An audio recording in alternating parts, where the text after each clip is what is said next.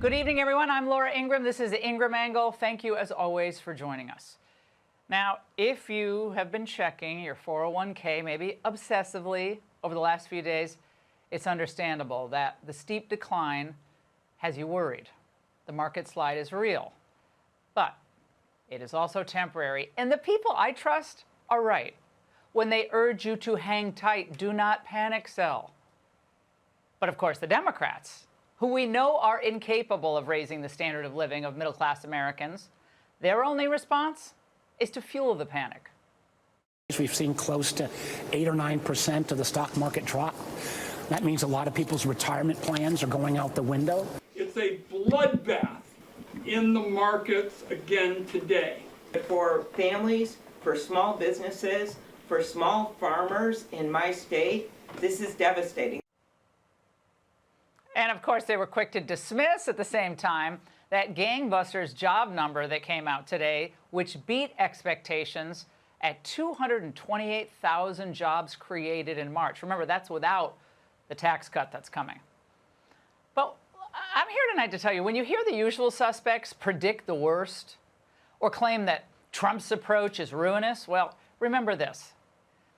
These were many of the same people who told Americans to be patient when China began to devour our manufacturing sector. So why would we ever take economic advice from them? They told us that China would become more open, more free, less of an adversary if we allowed them to join the World Trade Organization back in 2000. And they certainly waved off concerns regarding American industries. They weren't going to shrink. Who cares, they said. I mean, after all, it's only going to be, what, made in China? Happy Meal toys and Nikes, maybe? Well, you fast forward to today, and here's where things stand.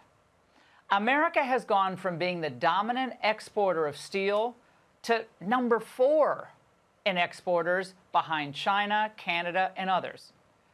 And now, if we do nothing, China will dominate in everything from tools, computers, solar panels, shipbuilding, drones, satellites, and yes, of course, pharmaceuticals. Now, don't even get me started on what China is doing with artificial intelligence, quantum computing, and biotech. So Trump's economic reset, it comes after 30-plus years of disastrous economic policy that made a small subset of America very, very rich, while the middle class fell further behind.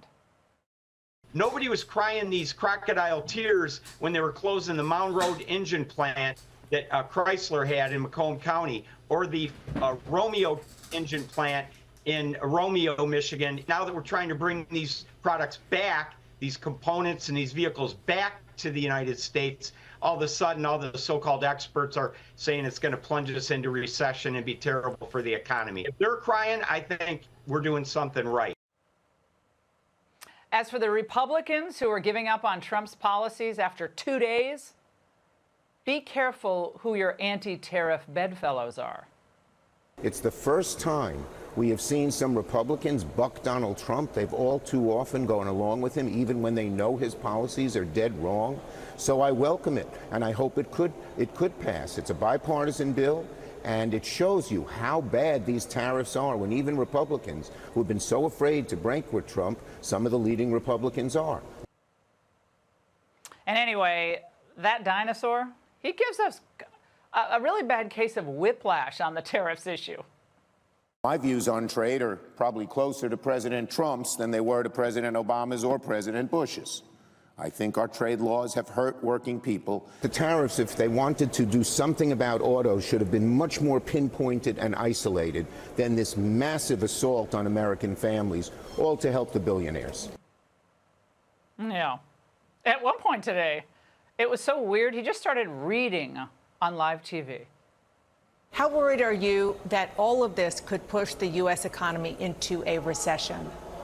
I'm very worried about it, Dana. This is one of the most disastrous and poorly thought out policies that the Trump administration has done thus far. What it does is it makes everybody just worry about spending money. Businesses hold back on spending, on training, on hiring people, and it's so poorly done. Do you know, Dana? This policy taxes penguins, but not Putin. Penguins, but not Putin? I don't even know what that man's saying. So look, I'm here tonight to tell you, ignore the Dow doomsdayers. Remember, these are the people who get to trade in the market, even though they have a lot of effect on the market with their legislation. I'm not listening to any of these people. You have to think beyond the short run. I think the CEO of United, well, seems to get it. To me, what's happening there is a genuine desire from the administration to actually create more careers like we create here at United Airlines for middle-class Americans, and to strengthen the middle class here in the country. And I think that's a laudable goal. You may disagree fairly with the way we get there and the tactics to get there, but the goal of creating great middle-class careers, I think, is a laudable one. Yeah, the United CEO is bullish on America. Good stuff. So when the dust settles, we're going to once again have a dynamic economy where companies and their workers who make things in America will have advantages. It certainly will be more fair. So people who build cars, people who forge steel will get paid more. And hedge fund managers, they're going to do just fine as well. A friend today put it this way. Would Joe Sixpack rather have $62 oil or a temporary stock market loss? Because the drop in oil prices and the 10-year Treasury, that ends up immediate as a tax cut for Main Street. So at the end of this, we're going to have a stronger and a sounder economy. We won't be barely keeping ourselves afloat as we have been for years, borrowing trillions at a time. Right now, the media is covering this because it's easier, like a tariff story, but it's not. It is much bigger than that. Soon, there will be new tax policies, new regulatory policies, and then better schools, less crime, and fewer foreign workers to lower American wages. Now, that may upset the globalists who love keeping wages low and love outsourcing jobs to Vietnam and elsewhere, but it is music to the ears of all those Americans who saw their factories close and their families ripped apart in economic despair. The working class vote, I think, is going to determine the 2028 election. And the future, I think it belongs to the working people who swung the last election. The Dow's going to come back, the NASDAQ too. But if we kept going the way we were going, America as an independent, sovereign country would be finished. Trump's moves are bold, yeah, but they're not calamitous. Calamitous is the word that describes how the Uniparty ran our economic policy for the past 30 years. They were wrong then, and they're wrong now. Trump's at the peak of just not giving an F anymore. Bad news stories, doesn't give an F. This is what his team's saying. He's going to do what he's going to do. He's going to do what he promised to do on the campaign trail. The mood in the White House is confidence. The White House says 47's never felt more confident and happy than in pushing tariffs. It's his lifelong aspiration. What would you do differently, Donald? I'd make our allies, forgetting about the enemies you can't talk to so easily, I'd make our allies pay their fair share.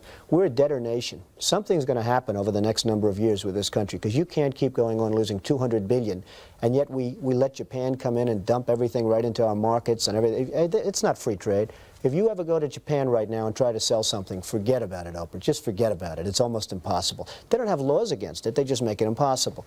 They come over here, they sell their cars, their VCRs, they knock the hell out of our companies. And, hey, I have tremendous respect for the Japanese people. I mean, you can respect somebody that's beating the hell out of you, but they are beating the hell out of this country. Behind the scenes, the president's been pounding the fact that the world's been ripping us off for 40 years. And he's on a mission to right those wrongs before the end of his term. The vision? Turn the country into a place with thriving main streets and hometowns where American workers make American products sold to the American public. Doesn't that give you a nice, warm, fuzzy feeling inside?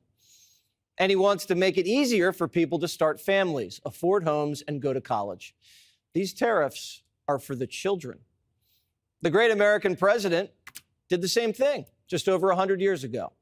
The British were dumping cheap manufactured goods into the country, kneecapping industry, and driving down wages. McKinley believed if you didn't have tariffs, the British industry would drown you. Today, it's not just the British. The world's drowning us.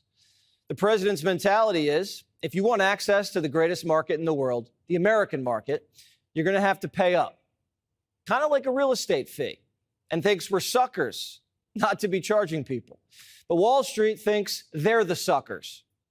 I feel like a sucker tonight because I am not a free trader and I do not believe in free trade. And I was just as tough, if not tougher, than his people, but they screwed it up. I was very let down as someone who really, truly believes that free trade is awful for the American working person. This is what they came up with. Jeez, come on, have some gumption, have some math. Kramer feels like a sucker. Now he knows how his audience feels. He said buy Bear Stearns, and the next week it went bankrupt. The Dow's actually in the same place it was in August, so have a drink. Maybe 4, maybe 5. Trump's not nervous. The president feels like a real estate mogul with a full inventory of mansions under his sole control. It's been 48 hours since Liberation Day, and the phones at the White House won't stop ringing.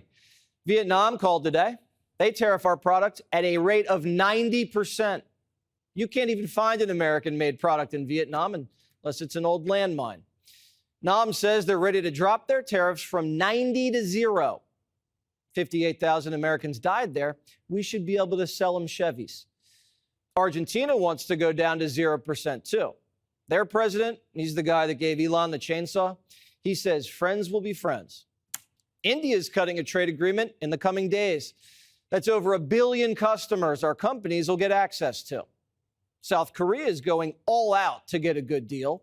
And South Korea knows a thing or two about tariffs. You can't get into that market. And they're an Asian powerhouse. The Europeans are coming to the table. They're willing to drop their automobile tariffs from 10% to 2.5%. And they're promising to buy American energy and weaponry. Japan's tried everything. They've said President Trump will buy more natural gas, more armaments. They said SoftBank's investing $500 billion in America, and Trump said no. Keep going. What else? 47 means business.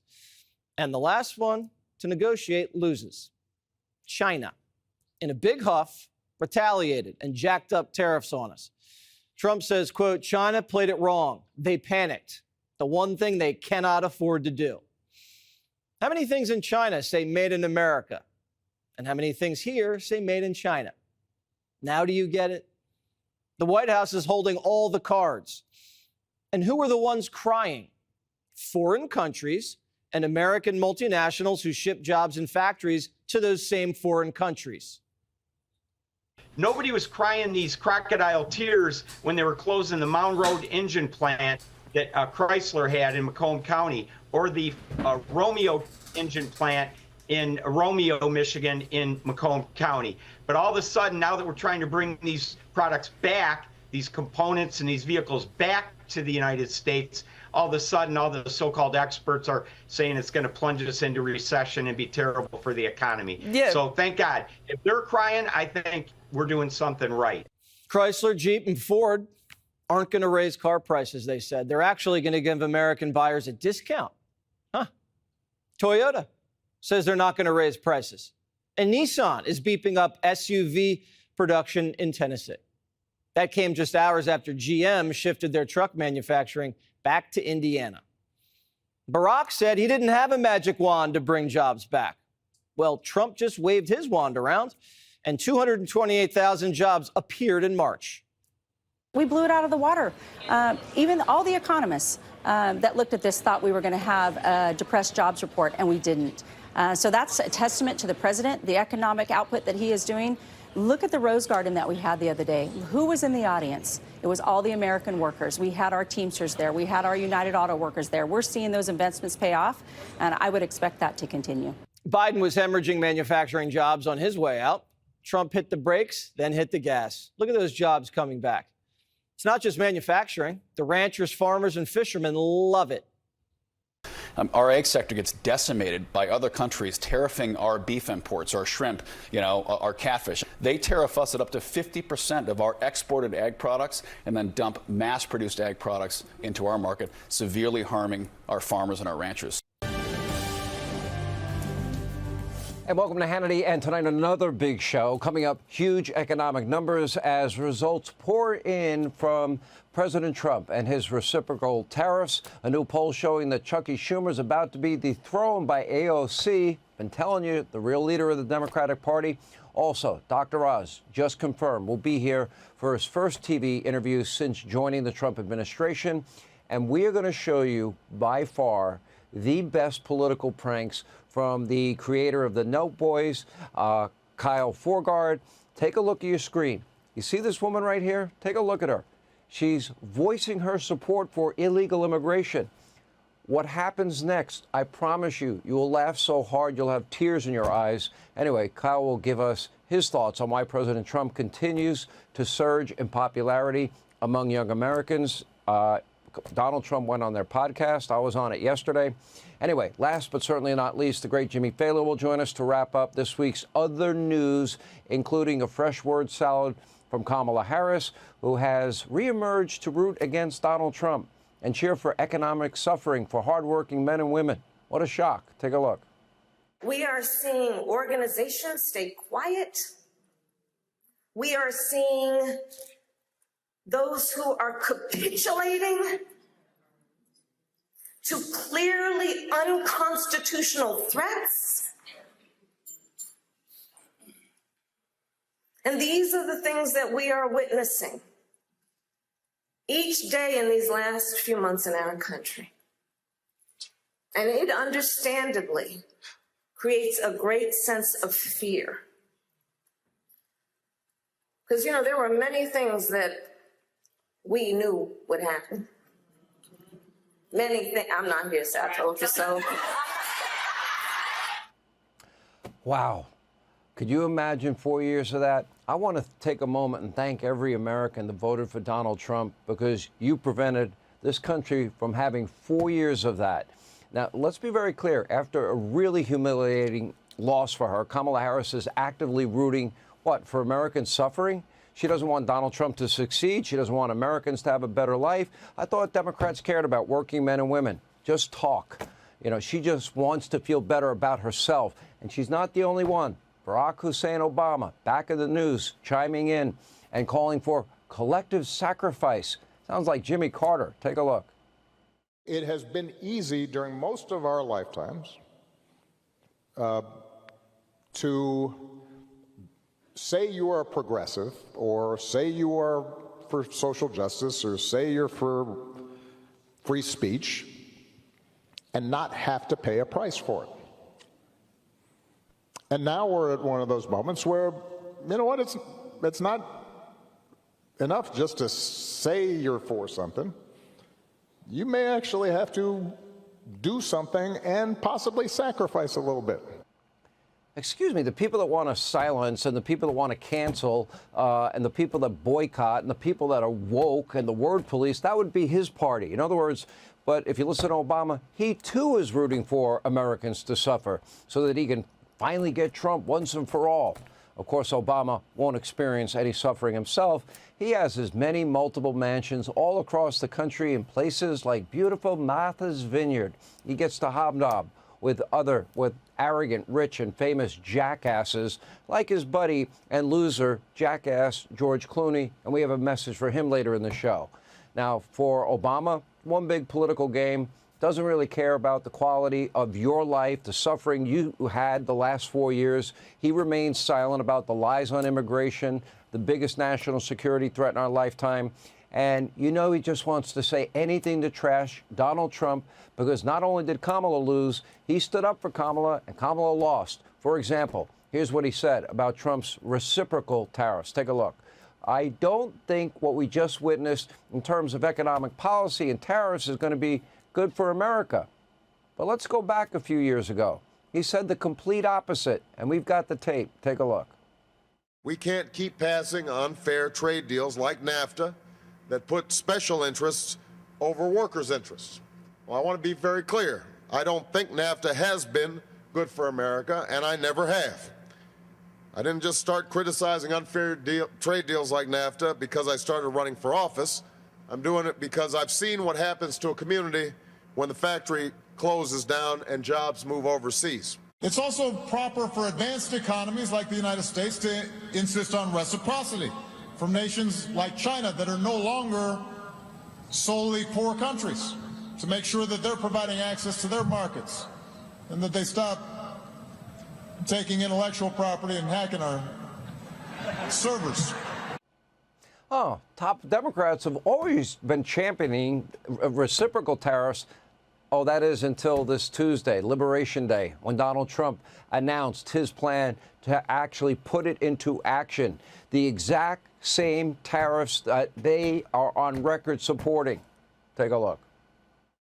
That the average U.S. MFN tariff on Chinese goods coming into the United States is 2%, whereas the average Chinese MFN tariff on U.S. goods going into China is 35%. Is that reciprocal? What they have said is that we need to not worry about manufacturing in America, because what we should establish is a policy of unfettered free trade. We don't need tariffs.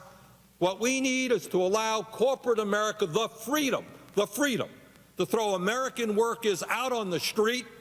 So I have been one of the chief critics of status quo on trade. Americans, and I share this, resent all those academics who, anytime you try to do anything with China, they say protectionist, trade war. The bottom line is simple. China's eating our lunch. China's rapacious. It's amazing, you know, what tape can do. It just reminds you what hypocrites, what liars they are. Now, instead of working together with President Trump on a policy they've openly advocated for and enacting a trade policy they've always supported, Democrats, they are fomenting panic and hysteria as per usual. Well, this hand-wringing, it will be short-lived. According to the White House, Vietnam, they're already begging, they're offering to eliminate tariffs on the U.S. Cambodia, also desperate for a deal with Donald Trump, with reports that the country is willing to slash their tariffs from 35% to 5%. Reciprocal. They'll benefit, we'll benefit. That's the beauty of it. They have the choice, free and fair trade or reciprocal tariffs. Up to them. Here at home, both General Motors, Nissan, they're working fast to expand their manufacturing plants right here in the USA, high-paying career jobs. There are dozens of other countries now working behind the scenes to lower their own tariffs and finally create a level playing field with the United States that they have been abusing and taking advantage of because we've had politicians that let them do it. Most importantly, as FoxNews.com, an opinion piece points out, quote, Liberation Day is about investment, not in financial derivatives or foreign product change, but in our own people to create jobs for them. Now, this is about putting America and American jobs first. That has been Donald Trump's sole mission from day one. It was very clear during the campaign. And by the way, we are seeing massive results. In March, the jobs report blew past every forecast, a whopping impressive 228,000 new jobs. We'll call that the Trump effect. In contrast, Canada, they lost 33,000 jobs. So let's be clear. Our country, we are not a charity for the rest of the world. We compete with the rest of the world. They've been taking advantage of us. They've been abusing us. Frankly, we've let them do it. And now we're finally playing to win. So much clapping. It's like we're in my bedroom. It's Friday, so you know what that means. Let's welcome tonight's guest. He's got a VIP booth at the Cracker Barrel. Fox News contributor Tom Shalhoub. It's April, and he still doesn't have a date for the prom. Host of the Guy Benson Show, Guy Benson. They put him on Fox News every morning, so that way your day can only get better. Co-host and Fox and Friends from and she can knock you out without throwing a punch. UFC reporter and sports personality Charlie Arnold. All right, before we get to some news stories, let's do this. Greg's Leftovers. It's Leftovers, where I read the jokes we didn't use this week, and as always, it's my first time reading them. So if they suck, we'll force Joe Mackey to give Rosie O'Donnell a bikini wax. Come on. He'll have to travel for it now. Oh, nice. A 97-year-old endangered tortoise has become the oldest first-time mom of her species. Aww. Yeah. Congrats to the new dad.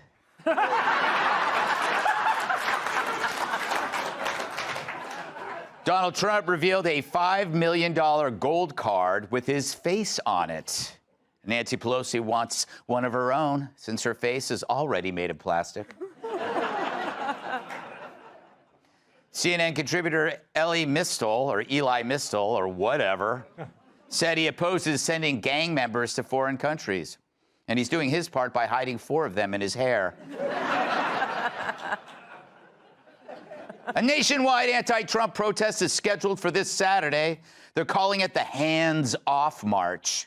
Well, we know one Democrat who will skip it.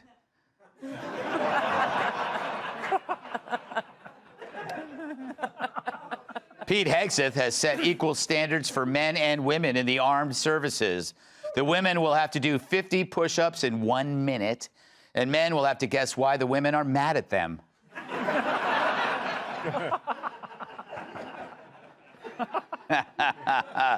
On Thursday, Whoopi Goldberg signed off The View with a rallying cry to resist Trump. And her first act of resistance, only ordering 1 dessert.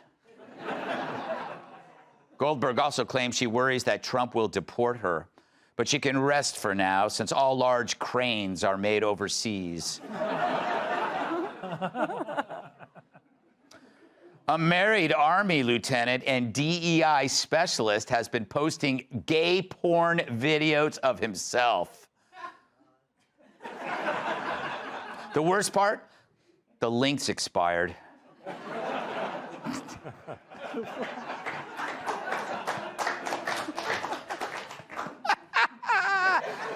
Easter eggs are so expensive, Americans are dyeing potatoes instead. Speaking of dyeing potatoes,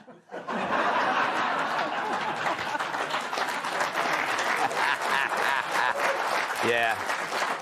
According to a new study, monkeys are better yodelers than humans.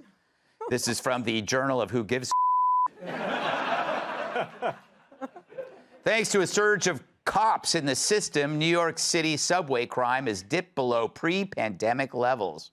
Now to get attacked by crazed lowlifes, you have to buy a Tesla. Researchers say weight loss drugs like Ozempic have an unexpected side effect, hair loss. It's great for women who want to lose weight and get rid of their mustache.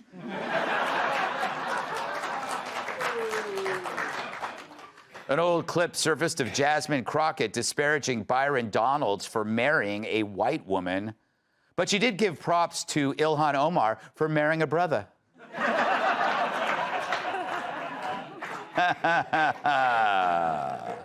Cory Booker spoke for 25 hours on the Senate floor, pausing briefly for the cleaning crew to polish his head. A Florida Wendy's is demanding employees give their phones to the manager before using the bathroom. The workers also can't refer to anything they leave in there as a Whopper. April is National Distracted Driving Awareness Month. How fitting, since April is a girl's name. A sexist would say.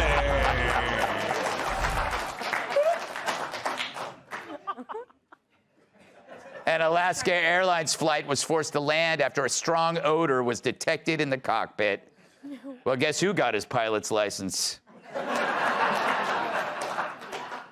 On Monday, former actress Lena Dunham spoke at the Trans Day of Visibility rally. When asked why she attended, she said she went with her gut. She claimed she took a break from acting because she wanted bigger roles.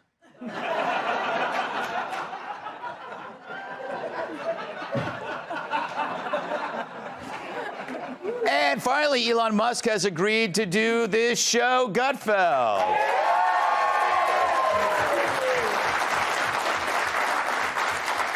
In return, I've agreed to have his baby.